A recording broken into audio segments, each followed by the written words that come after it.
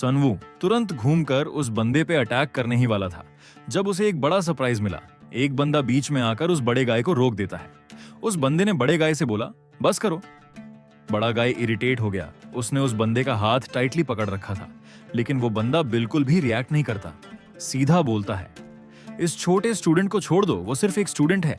फिर उसने फोर्सफुली अपना हाथ छुड़ा लिया। बड़ा गाय बोला, एक ऐसा बंदा जिसका सिर्फ एक आर्म डोप्ड है, वो मुझे रोकेगा, वो भी इस वीक लड़के के लिए। सनवू अंदर ही अंदर गुस्से में था, लेकिन उसने डिसाइड किया कि इग्नोर करना ही बेटर है, क्योंकि अननेसेसरी चोट लेना बेकार होता। अब बड़ा गाय डिसाइड कर लेता है कि वो उस बंदे को वहीं पर मार डालेगा। सनवू ऐसा नहीं था जो किसी को अपने सामने बुली होता देख के चुप रहे, लेकिन सबसे बड़ा शॉक उसे तब मिला जब ड्रोन से एक गन शॉट की आवाज आई और वही बड़ा गाय गिर गया। ड्रोन ने अनाउंस किया, ब्रीफिंग शुरू होने वाली है। जो भी डेजिग्नेटेड स्केड्यूल के बाहर किसी को हार्म करेगा उसे तुरंत एग्जीक्यूट किया जाएगा। सनवू सोचता है, ये लोग बिना वार्निंग के ही मार देते हैं, क्या कोई यहां सच में सरवाइव कर सकता है? तभी एक मास्क पहने हुए इंसान स्क्रीन पर आता है और जोश के साथ ऐलान करता है, क्राउन के उन लोगों को जिन्होंने डोपिंग टेस्ट पास किया। जो राउंड अभी खत्म हुआ उसमें बस सरवाइव करना इंपॉर्टेंट था, कोई एलिमिनेशन नहीं था। लेकिन अब से हर राउंड का लूजर एलिमिनेट होगा, और एलिमिनेशन का मतलब है इनकेपेबल ऑफ फर्दर कॉम्बैट। फिर वो बोलता है, लेकिन आप सब यहां आए हो एक रीजन के साथ, 10 अरब रुपए का ग्रैंड प्राइज। सभी प्लेयर्स एक्साइटेड हो जाते हैं। सनवू भी सोचता है, अगर ये पैसे मिल जाएं तो मेरी फैमिली फाइनली एक इंसान जैसी लाइफ जी पाएगी। उसने डिसाइड किया कि वो कुछ भी करेगा इसके लिए, लेकिन फिर वो पर्सन बोलता है, अनफॉर्चुनेटली ये प्राइज सिर्फ एक ही बंदे को मिलेगा। लेकिन डिसअपॉइंटमेंट फील मत करो, क्योंकि अगर तुम टॉप 16 तक पहुंचे और सरवाइव किया तो तुम्हें वीआईपीज के तुम पर लगाए गए बेटिंग अमाउंट का 5% मिलेगा। अब तो सब प्लेयर्स और भी एक्साइटेड हो जाते हैं। कुछ वीकलिंग्स बोल रहे थे, हम प्राइज भी जीतेंगे और बेटिंग पैसे भी लूटेंगे। फिर बताया गया कि हर प्लेयर का अपना ब्रॉडकास्ट चैनल होगा और एक पर्सनल गाइड असाइन किया जाएगा जो उनका कैमरा भी होगा। वीआईपीएस उन चैनल्स को देखेंगे जिनमें उन्हें लगेगा कि बंदा जीत सकता है और उसी पर बेट करेंगे। जितना ज्यादा वीआईपीएस का अटेंशन मिलेगा उतना ज्यादा पैसा बना सकते हो। अब प्लेयर्स को 5% रूम दिए जाएंगे जिसमें वो गेम खत्म होने तक रहेंगे।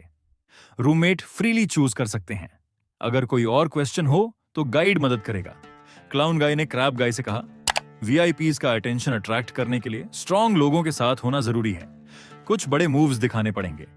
क्रैब गाय बोला, अगर मैं उस हाई स्कूलर जैसे बच्चे के साथ रूम शेयर करूंगा तो एक पैसा भी नहीं बना पाऊंगा। सनवू सोचता है, डैम, रूम ढूंढना भी इतना टफ होगा। तभी वही बंदा जो पहले उसे बचा चुका था, उसने कहा, ज्यादा टेंशन मत ले, मैं इंश्योर करूंगा कि ऑफिशियल मैच के पहले तुझे कुछ ना हो। सनवू ने कुछ नहीं कहा, लेकिन उसने देखा कि उस बंदे का हाथ अभी भी कांप रहा था, उस बड़े गाय की ग्रिप की वजह से। तभी कोई उसके पास से गुजरा, लग रहा था जैसे सनवू उसे पहचानता है, शायद कोई फेमस बंदा था। वो बंदा बोला, लगता है वहां एक रूम है जहां कोई कंपटीशन नहीं है, चल चेक करते हैं। सनवू थोड़ा सस्पिशियस था, ये बंदा मेरी वजह से इंजर्ड हुआ और अब मेरे साथ रूम शेयर करना चाहता है, जिसे सब लोग अवॉइड कर रहे हैं। लेकिन फिर सोचा, कोई भी रूम चूज करूं, डेंजर तो हर जगह है, तो उसने उसके साथ जाने का डिसीजन ले लिया। क्लाउन गाय ने उन दोनों को देख के बोला, ये तो कंप्लीट डिजास्टर ग्रुप लग रहा है। क्रैब गाय ने प्रिडिक्ट किया, इनका व्यूअरशिप लोएस्ट होगा। क्लाउन गाय बोला, इसलिए तो मैं उनके बगल वाले रूम में गया हूं जो सबसे पॉपुलर लगते हैं। सेम रूम में होना डेंजरस हो सकता है, लेकिन नेक्स्ट डोर रह के भी स्क्रीन टाइम मिल जाएगा। क्रैब गाय अग्री करता है, हाँ, अगर मसल हेड्स जैसे लोग वीआईपी को अट्रैक्ट करते हैं तो उनके आसपास रहना भी लाभदायक होगा। ऑपोजिट रूम में 3 बड़े मसल वाले गाइज बैठे थे, काफी डरावने लग रहे थे। तभी एक ब्लॉन्ड बंदा रूम में आता है, डोर बंद करता है, उनके पास जाता है और बोलता है, ये स्पॉट जो तुम लोग ऑक्यूपाई कर रहे हो मुझे अच्छा लग रहा है, थोड़ा शिफ्ट हो जाओ प्लीज। एक बड़ा गाय आगे आता है और बोलता है, कैमरा तो ऑन भी नहीं है और तू डोर बंद करके आया है, लगता है तू मरने की तमन्ना लेकर आया है। उसने लेफ्ट आर्म से अटैक किया, लेकिन ब्लॉन्ड गाय ने बस 2 फिंगर्स का यूज किया, बैंग, और उस बड़े गाय के नेक के सबसे वीक स्पॉट पे स्ट्राइक मारी। बंदा तुरंत गिर गया और उसका नेक ट्विस्ट हो गया था। बाकी 2 मसल गाइज शॉक्ड रह गए। ब्लॉन्ड गाय उनसे पूछता है, और कोई ग्रीट करना चाहता है क्या? कोई जवाब नहीं आया, सब डर के मारे चुप। ब्लॉन्ड गाय बोला, गुड, चुप रहना ही बेटर है, क्योंकि जिस बंदे को मैं ग्रीट करना चाहता हूं वो कोई और है। ब्लॉन्ड गाय का नाम था हन मेन्यू, एज 19। रेफरेंस के लिए उस ब्लॉन्ड गाय को हम एमएसू बुलाएंगे।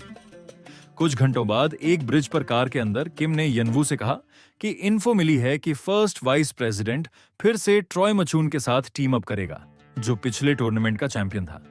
यानवू ने फ्रस्ट्रेशन में कहा, डैम, ऑफ कोर्स वो उसे ही यूज करेगा और उसको हराने वाला कोई नहीं है, अनलाइक मुझे जिसका ऑल्टरनेटिव बस एक हाई स्कूलर है। किम ने काल्मली रिप्लाई दिया, अगर सनवू टॉप 16 तक पहुंच गया तो उसे सेकंड डोपिंग राउंड का चांस मिलेगा, और उसके बॉडी के साथ जो ऑलरेडी 10 गुना स्ट्रांग है नॉर्मल इंसान से, तो डोपिंग के बाद वो एक रिकॉर्ड ब्रेकिंग मॉन्स्टर बन सकता है। यानवू थोड़ा कंसर्न था, पर हम तब तक उसे कैसे अपनी साइड पे रखें जब तक दूसरे वीआईपीज उसे छीनने की कोशिश करेंगे। किम ने कॉन्फिडेंटली बोला, फिलहाल उसकी चिंता मत करो, क्योंकि जो 5 लोग उसके रूम में हैं, उनका व्यूअरशिप सबसे लोएस्ट था during the doping test round. Fighting ward में वापस सनवू अपने नए रूम में एंटर करता है उस आदमी के साथ जिसने उसे बचाया था। आदमी ने थोड़ा वरीड टोन में बोला, यहाँ व्यूअरशिप गेन करना इजी नहीं होगा, क्योंकि ऑडियंस उन्हीं फाइटर्स की तरफ अट्रैक्टेड होती है जो जीतने के चांसेस में हैं। रूम में ऑलरेडी कुछ लोग थे। उनमें से एक थी एक लड़की, अमांडा ग्रॉक, उम्र 23, कैपोएरा जिउ जिट्सू फाइटर। दूसरा था कंपटीशन का सबसे छोटा फाइटर, किम मिनहो, उम्र 25, बॉक्सर। और तीसरा था मिनन, एज 28, सनवू। और उस आदमी ने देखा कि मिनान लिटरली अपने टंग से अपने एल्बो को टच करने की कोशिश कर रहा था। रूम में कैमरा सराउंड कर रहे थे सबको। आदमी ने सनवू से कहा, लगता है गाइड्स फिल्मिंग स्टार्ट कर चुके हैं, सो हमें वीआईपीज का अटेंशन अट्रैक्ट करना पड़ेगा फॉर बेटिंग मनी। फिर आदमी ने अपना एक हाथ ग्राउंड पर रख के पूरे बॉडी को अपसाइड डाउन कर दिया और एक तरह से एक्रोबैटिक्स दिखाने लगा। सनवू सोच रहा था, ये तो कुछ खास नहीं लग रहा। बट तभी अमांडा खड़ी हुई। उसने अपनी एक फिंगर ग्राउंड पर रखी और पूरी बॉडी को लिफ्ट कर दिया। सनवू तो शॉक में था। कोई एक फिंगर से पूरी बॉडी को कैसे लिफ्ट कर सकता है बिना किसी मोमेंटम के। फिर अमांडा और वो आदमी कंपटीशन में लग गए, कौन ज्यादा फास्ट है। एमएचओ, जो सबसे छोटा फाइटर था, बोला, स्ट्रेंथ दिखाना बेवकूफों का काम है, और फिर वो फुल स्पीड से फॉरवर्ड और बैकवर्ड जूम करता रहा। दूसरी तरफ मिनान ने फाइनली अपने एल्बो को अपनी टंग से टच कर लिया। सब अपना टैलेंट दिखाने में लगे हुए थे ताकि ऑडियंस का अटेंशन मिल सके। सनवू कंफ्यूज्ड हो गया, ये क्या हो रहा है यार, देखने में अमेजिंग है, बट मुझे लग रहा है मैं इडियट बन गया हूं इसको देखते हुए। फिर एक सडन अनाउंसमेंट आया स्क्रीन पर, 124 लोगों का टूर्नामेंट ब्रैकेट अब पूरा हो चुका है। सब लोग शॉक थे ये देख के कि उनका पहला मैच किसके अगेंस्ट होने वाला है।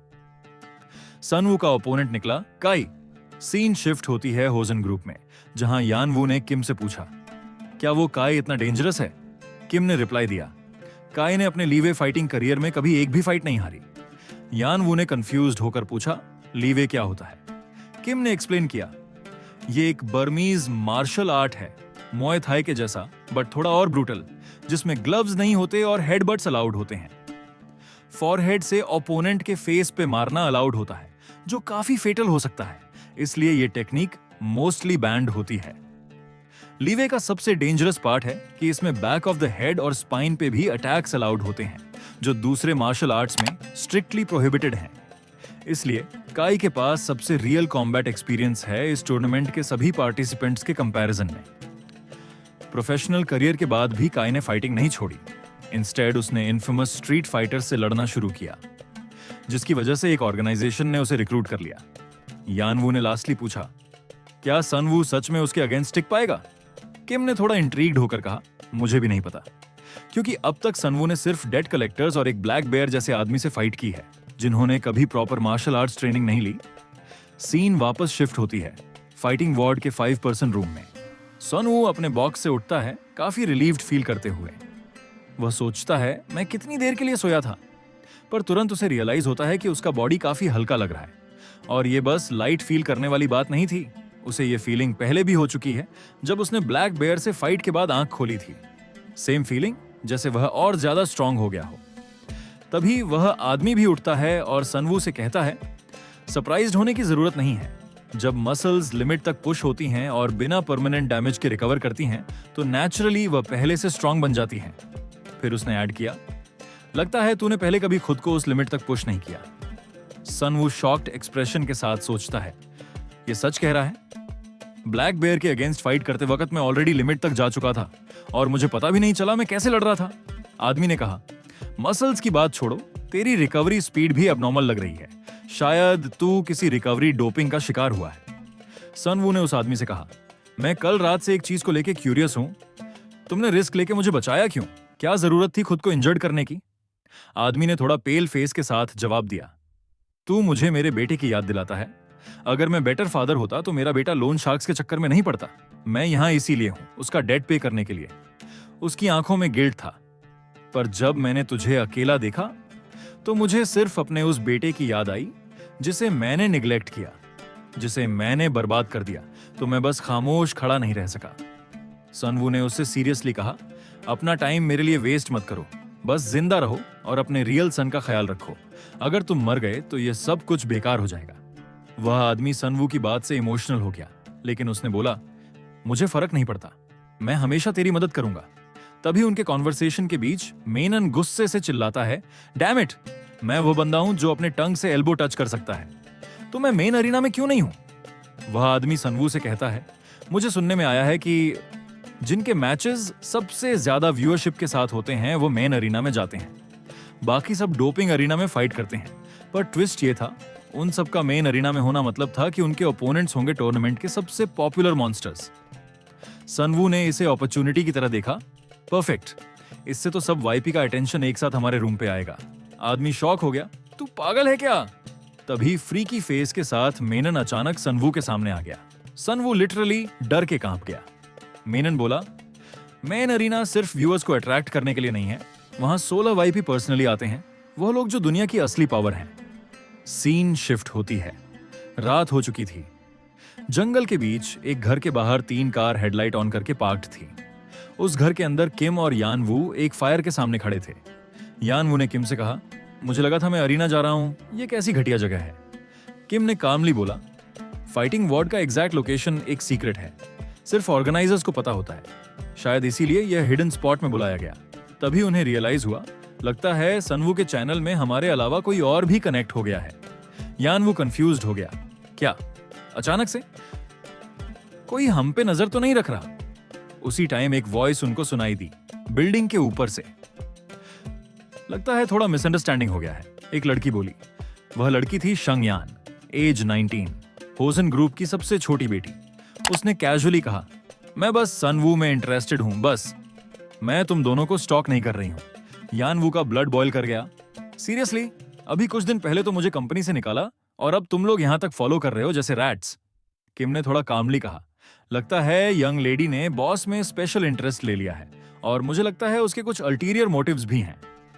यान वू ने वार्निंग टोन में कहा, अगर तुम कुछ प्लान कर रही हो तो बेहतर होगा चुपचाप यहां से चली जाओ। जो भी तुम सोच रही हो वह काम नहीं करेगा। पर उससे पहले कि कुछ और होता, एक ड्रोन और एक कार उनके सामने रुकती है। वह दोनों उन्हें पिक करने आए थे, to guide them directly to the fighting wards main arena.